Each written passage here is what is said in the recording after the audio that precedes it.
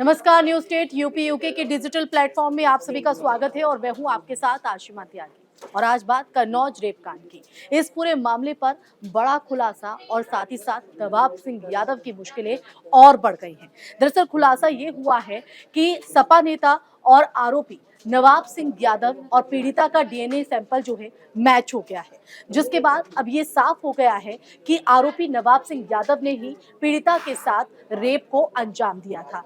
कई तरह के सवाल भी खड़े किए गए थे। समाजवादी पार्टी ने कहीं ना कहीं बचाव यहाँ पर करने की कोशिश की थी। हालांकि अखिलेश यादव ने डीएनए और नार्को टेस्ट की यहाँ पर बात कही थी, वो सब हो गया है। लेकिन सवाल अब ये खड़ा हो जाता है कि जब ये आरोप तय हो गए हैं कि कहीं ना कहीं नवाब सिंह यादव ने ही इस रेप को अंजाम दिया, तो अब आगे उस पर क्या एक्शन होगा, चाहे वो समाजवादी पार्टी की तरफ से हो या फिर कानूनी कार्रवाई के तौर पर हो। तो आज हम इसी पर चर्चा करेंगे। गौरव मेरे साथ, मेरे सहयोगी जुड़ेंगे इस चर्चा में शामिल होने के लिए। और सबसे पहले तो गौरव हम चाहेंगे, क्योंकि लगातार इस पूरे मामले पर सबकी निगाहें टिकी हुई थी और हमने देखा था कि जब ये मामला सामने आया था तो महिला अपराध को लेकर एक बार फिर से बहस छिड़ गई थी, क्योंकि समाजवादी पार्टी की बात करें उत्तर प्रदेश में तो वो मुखर होकर कहीं ना कहीं महिला अपराधों की बात करती है। लेकिन जब जब महिलाओं के प्रति कोई इस तरह का कृत्य होता है तो वो मुखर होकर ना तो कोई एक्शन लेती है, ना कोई जवाब देती है। अब ऐसे में नवाब सिंह यादव की मुश्किलों की तो बढ़ी गई हैं, लेकिन साथ ही साथ अब सवाल ये है कि जो डीएनए सैंपल की जांच की मांग कर रहे थे अखिलेश यादव, अब क्या करेंगे? देखिए, जिस प्रकार से अगर आप डीएनए अगर सैंपल की बात करें, जिस प्रकार से डीएनए का रिपोर्ट आया है, तो बस साफ सीधे तौर पे एसपी ने जिस प्रकार से प्रेस कॉन्फ्रेंस करके वहां के कहा है कि डीएनए मैच कर गया है, तो इससे एक चीज तो स्पष्ट हो गया है कि दुष्कर्म का जो आरोपी है वो नवाब सिंह यादव ही है। हम थोड़ा अतीत में जाना चाहेंगे। सपा आज पल्ला झाड़ रही है कि नवाब सिंह यादव उनकी पार्टी से नहीं है, लेकिन क्या समाजवादी पार्टी वो दिन भूल गई 2012 का, जिस वक्त डिम्पल यादव को निर्विरोध जिताने में नवाब सिंह यादव सबसे प्रमुख नेता हुआ करते थे। क्या वो दिन अखिलेश यादव भूल गए जब वो अपनी कोर टीम बना रहे थे, लोहिया वाहनी बना रहे थे, उस समय उसको जिलाध्यक्ष नहीं बनाया था? क्या वो दिन अखिलेश यादव भूल गए जिस दिन को मिनी सीएम के नाम से कन्नौज में जाना जाता था नवाब सिंह यादव? अखिलेश यादव इस बात से तनिक भी पल्ला नहीं झाड़ सकते और उनको इसकी जवाबदेही तय करनी पड़ेगी कि नवाब सिंह उन्हीं की द्वारा पोषित, जो सीएमयू कहते हैं ना पोषित अपराधी, उन्हीं के द्वारा उन्हीं के संरक्षण में पला अपराधी है। आप देखिए उसका प्रभाव कैसा है। यही हवाला बीजेपी कहीं ना कहीं देती भी रही है, चाहे वो कन्नौज का लोकसभा जो चुनाव था जिसमें कहीं ना कहीं बहुत करीबी सहयोगी डिम्पल यादव का बीजेपी ने दिया है, तो जाहिर तौर पर तो अब ऐसे में अखिलेश यादव पर ये निगाहें खड़ी हो जाती हैं। जिस प्रकार से आप देखिए कि नवाब सिंह यादव कोई ऐसे छुट भैया नेता नहीं रहे पार्टी के। डिम्पल यादव के सांसद प्रतिनिधि रह चुके हैं, ब्लॉक प्रमुख रह चुके हैं। पार्टी में उस प्रकार का हस्तक्षेप रहा है उनका कि जिसको कन्नौज की विधानसभा, अगर कन्नौज जिले की अगर हम बात करें तो उसमें विधानसभा सीटें जितनी थी उसमें विधायक की प्रत्याशी को टिकट दिलाने का भी काम उन्होंने किया है। तो जिस प्रकार से प्रभाव रहा है नवाब सिंह यादव का, उससे समाजवादी पार्टी यही वजह है कि क्या कहते उन्होंने इस तरह के कृत्य को अंजाम दिया और वो सोच रहा था कि शायद मैं बच जाऊंगा। जैसे समाजवादी पार्टी कह रही है कि उनका इस समय बीजेपी की तरफ झुकाव है, शायद नवाब सिंह यादव के मन में ये बात रही हो कि जब सपा की सरकार थी तो अपना था, अब मैं बीजेपी में अगर मेरी झुकाव है बीजेपी की तरफ में तो मुझे फायदा मिलेगा, मैं वो चीजों मान लूं। लेकिन शाम कब तक, बिल्ली कब तक खैर मनाए, चूहा कब तक खैर मनाएगा? तो वही चीजें हैं। जिस प्रकार से ये मामला निकल के सामने आया है, आप देखिए कि जो समाजवादी पार्टी है उस बैकफुट पे नजर आ रही है पूरे तौर से। ना सिर्फ इस मामले में हमने अयोध्या रेप का केस भी आप देखिए जिस प्रकार से अब शिवपाल सिंह यादव जिम्मेदार नेता है पार्टी के, जिस प्रकार से उन्होंने कहा कि नार्को टेस्ट और डीएनए टेस्ट होना चाहिए, सरकार ने कराया, उसमें दोषी स्पष्ट तौर पे जिस प्रकार से रिपोर्ट्स आए हैं उसमें तो ये तो तय हो गया ना कि नवाब सिंह यादव ही दुष्कर्म का आरोपी है।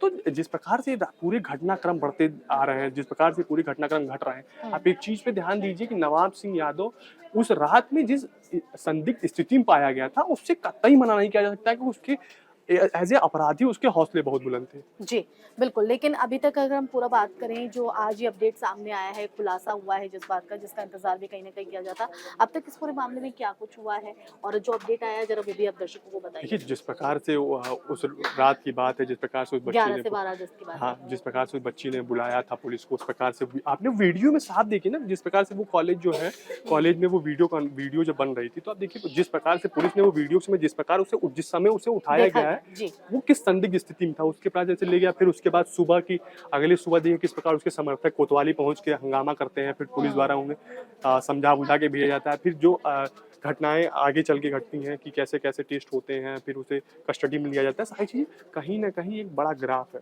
उसके अपराध का। अगर आप हम उसके अतीत में जाए तो उसके हत्या, लूट, किडनैपिंग, ऐसे कई मामले हैं।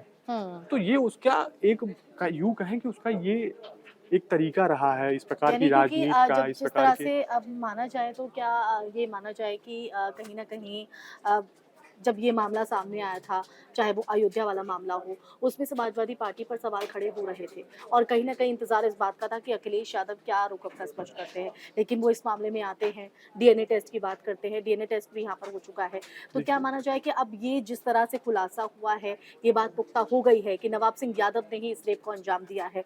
तो अब एक बार फिर से इस पर बहस छिड़ते हुए नज़र आएगी, वो भी देखिए तब जब उपचुनाव नज़दीक है। देखिए उपचुनाव में देखिए एक चीज़ बताऊँ मैं आपको, आप देखिए पिछले कुछ दिनों की अगर हम ग्राफ को उठा के देखें, जो यूपी में उत्पीड़न, महिला उत्पीड़न के जो मामले आ रहे हैं, चाहे आप वो बारिश के वो दिन याद कर लें जिस दिन गोमती नगर में वो महिलाओं के साथ छेड़खानी हुई थी, चाहे आप अयोध्या वाली बात याद करें, चाहे आप वो कन्नौज वाली घटना हो, कन्नौज वाला। इन सारी चीज़ों में आप देखिए समाजवादी पार्टी कार्यकर्ताओं का डायरेक्ट इन्वॉल्वमेंट नज़र आ रहा है। हुँ, बीजेपी कहीं न कहीं अपने वोटरों को एक संदेश ये भी देना चाहेगी, आप देखिए आपने ज़रा-सा इनको बल दिया तो ये क्या करने पे आ गए। हुँ। तो अगर आप इनको सरकार बना देते हैं, अगर आप समाजवादी पार्टी की सरकार तो बनाने फिर में क्या वो, राज़ होता? तो फिर क्या?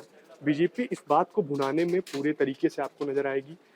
चाहे वो उपचुनाव हो या अगर आने वाला विधानसभा का चुनाव हो, बीजेपी हुँ। इस बात को, आप देखिए जिस प्रकार से सीएम योगी इस समय हार्डकोर हिंदुत्व वाली जो छवि उनकी कमबैक करा है उन्होंने मजबूती से, आप देखिए चाहे वो बांग्लादेश वाला मुद्दा हो, हुँ। चाहे वो फिर अयोध्या में जैसे उन्होंने चीज़ें उठाई। और उन्होंने सीधे तौर पर ये कहा है कि अगर महिला के साथ महिला सुरक्षा में कोई भी सेंध लगाएगा, तो उसे बख्शा नहीं जाएगा। उसे चाहे वो बख्शा किसी पार्टी का नुमाइंदा क्यों ना हो, चाहे वो आमजन क्यों ना हो। पंकज जी भी हमारे साथ जुड़ेंगे इस चर्चा में, उनसे भी बात करेंगे क्योंकि एक बार कहीं न कहीं इस नई बहस को जो है यहाँ पर जंग छिड़ते हुए नज़र आएगी क्या कुछ, क्योंकि अभी मैं पढ़ रही थी तो उसमें आलोक अवस्थी जो बीजेपी के प्रवक्ता हैं, उन्होंने सीधे तौर पर कहा कि जब डीएनए टेस्ट और नार्को टेस्ट की बात अखिलेश यादव कर सकते हैं और अब ये तो साफ हो गया है कि नवाब सिंह यादव ने ही इस पूरे कृत्य को अंजाम दिया है, तो क्या अब अखिलेश यादव आगे आएंगे?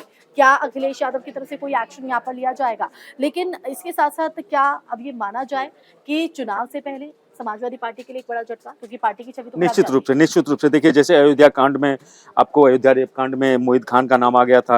हुँ, कन्नौज में नवाब सिंह अब आरोपी में उनका सैंपल डीएनए जो है वो सिद्ध हो गया है ये बात, फोरेंसिक रिपोर्ट के बाद उनका डीएनए में ये डीएनए फोरेंसिक पुख्ता हो रिपोर्ट आ गई गया, है। डीएनए रिपोर्ट में पुख्ता हो गया है।